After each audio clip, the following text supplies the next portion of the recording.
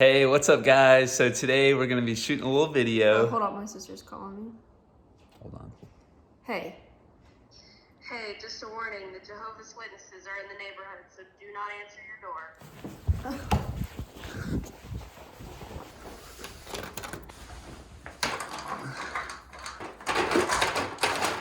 Hurry up, pregnant woman. Coming.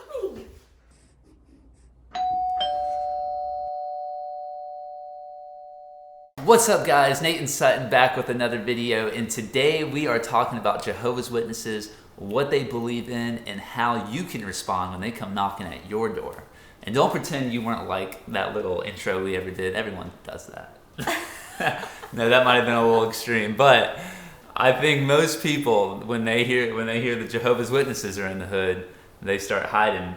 And I think it's kind of because they don't really know who they are, what they believe in, how to defend the faith from their perspective. So that's our goal with this video, is to just give you enough information to walk away with that you can be prepared next time you encounter a Jehovah's Witness and show them the truth. But before we get started, we did want to touch real quickly on the video we made previously about the Mormon community. When we posted that video, we got a lot of hate, a lot of negative comments on that. And a lot of people were saying, why don't you just talk about your own beliefs and leave ours out of it, or don't be talking about ours. But really, we were thinking about it, and we're like, if we did that, that's literally the least loving thing we could do. If we believe that there's only one true God and one Jesus and one way to get to heaven, how could we not tell you that? How could we ever be silent about that? I think that would just be a horrible thing. Yeah, it's kind of like seeing someone standing on the edge of a cliff that's about to jump off. Of course you're going to go and try to save that person, but by not speaking out, not speaking the truth, it's kind of just being like, oh, I'll let them jump off. I don't want to upset them. We understand that some of our videos are going to upset people. Our heart and goal behind this channel is to reach the lost, people who are being led astray, and guide them to the truth. So to start us out, why don't you tell us who are the Jehovah's Witnesses? Yeah, so the Jehovah's Witnesses, they came to be in the mid to late 1800s, and so just a little under 200 years ago, so not very old at all. And according to jw.org, jehovahswitnesses.org, there are about 8.4 million of them in the world today, and I think they're actually growing really fast. The Jehovah's Witnesses believe that Jesus was a created being, and he was the first and greatest creation of God. They do believe in the Bible. They like the King James Version, but they do have their own version that they go by, which is called the New World Translation. The fact that Jehovah's Witnesses don't believe that Jesus is God and that he was a created being is one of the most significant things to know about them. And when engaging in a conversation with them, it's also very important to know that they don't believe Jesus even claimed to be equal with God. And one of our biggest questions that comes to our minds and that we have for our Jehovah's Witnesses is that if you don't believe that Jesus claimed to be God, then why was he crucified? That's the whole reason he was crucified, is because he was ticking everyone off that he was claiming to be God. As with every religion, the Jehovah's Witnesses, it's very complex, and telling you all of the information about them is a different video for a different day.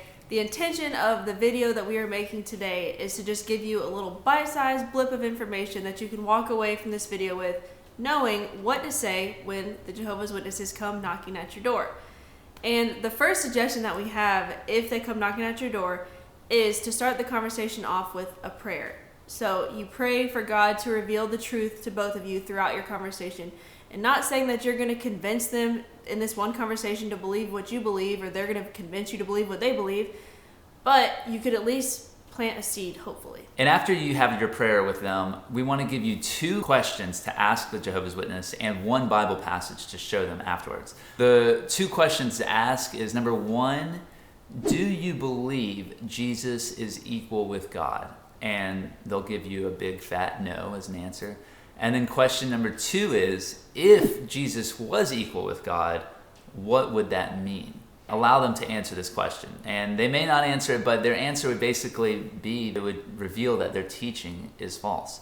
So more than likely, they're going to show up to your door carrying a New World Translation Bible, which is not your typical Bible. It's actually a corrupted version of the actual Bible where passages have been added and changed around to support their beliefs. So obviously in our Bible, it shows that Jesus is equal with God time and time again.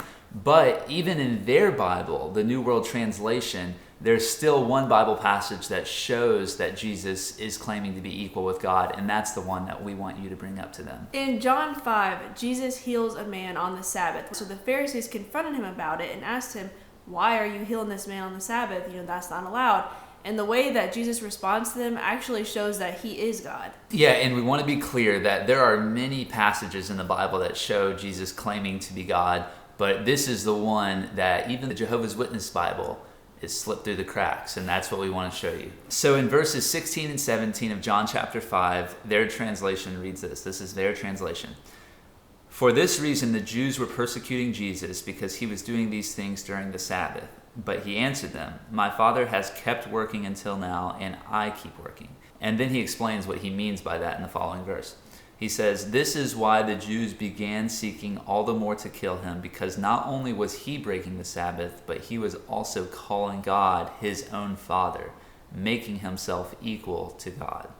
Right there, it says it in plain text, making himself equal to God. So show them that. And then Jesus even goes on in verse 23, he says, so that all may honor the Son just as they honor the Father. Whoever does not honor the Son does not honor the Father who sent him. So here we see not only Jesus declaring himself equal with the Father, but also showing that he deserves to be worshipped like the Father. So the verses that we want you guys to remember to bring up to the Jehovah's Witnesses when they come knocking at your door is John 5:18 and 23, which is the verse that slipped through the cracks into their Bible about Jesus claiming to be equal with God, which technically goes against everything that they believe. So bring that verse up to them, see what they have to say. You may not convert them right on the spot, you probably won't, but hopefully you will at least plant a seed which God will water over time and eventually reveal to them who Jesus is and the truth. Yes, yes. All right, guys, this was a short and sweet video, and our hope and prayer for it is that it just gives you a little something to be prepared next time they come knocking at your door. This is Nate and Sutton sowing seeds of truth, love, and inspiration, one view at a time. And that was what to say when Jehovah's Witnesses come knocking at your door.